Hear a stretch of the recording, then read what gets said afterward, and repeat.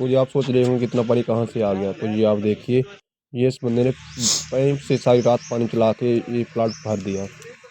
अस्सलाम वालेकुम व्यूअर्स, उम्मीद करता हूँ आप सब खैरियत से होंगे। तो आज का हमारा बहुत ही इंटरेस्टेड व्लॉग।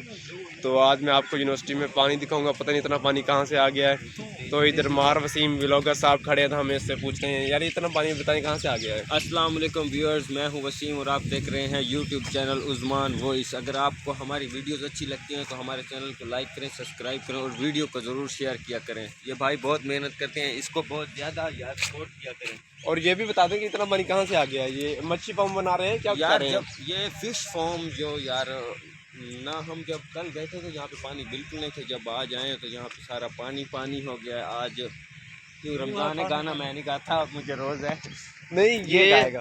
पहले क्योंकि ग्राउंड था तो अब इन्होंने पानी पानी कर दिया। क्या सीन है ये नहीं इसका।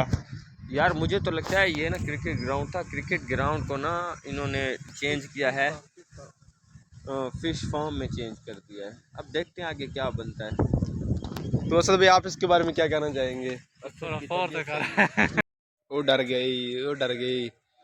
तो व्यूअर्स, इसी हवाले से अब मैं पहुंच चुका हूँ अपने हॉस्टल। तो अगर आपको मेरी वीडियो अच्छी लगी तो मेरे चैनल को सब्सक्राइब और मेरे वीडियो को लाइक करना बिल्कुल मत भूलिएगा, और वीडियो को शेयर करना भी मत भूलिएगा।